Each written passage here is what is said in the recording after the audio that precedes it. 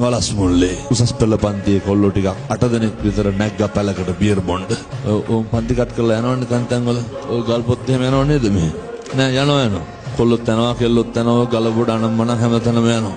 ගිහිල්ලා පැලෙන් බහිනකොට අන්තිමට හිටපු කොල්ලා වැටුණා. අපි පොඩි හාරෝ කෙනෙක්ගේ මල්ලිගෙන සුසුම්නාව කැඩුණා. දැන් ඉනින් පල්ලෙහා පන නැහැ. පහුගිය දවස්වල ගෙදර යනකොට රෝද පුටුවේ ඉන්නවා මුත්‍රා පැකට් එක ගහගෙන බටේ ගහගෙන. තාත්තා කියනවා අර හිටපු කොල්ලෝ සේරම බැඳලා රස්සා කරනවා ළමයි ඉන්නවලු. මගේ එක අපි දෙන්න ඉන්නකම් බලාගනියලු ඊට පස්සේ මොකක් වෙයිද දන්නේ නැලු. පැහැදිලිද මං කියන එක? මත්ද්‍රව්‍ය පාවිච්චි කරන දරුවන්ට කියන්නේ මොකක් හරි වුණාම අම්මයි තාත්තයි විතරයි. ඒ මොක නැතත් මොකක් හරි වුණාම අපි විඳවන්න ඕන.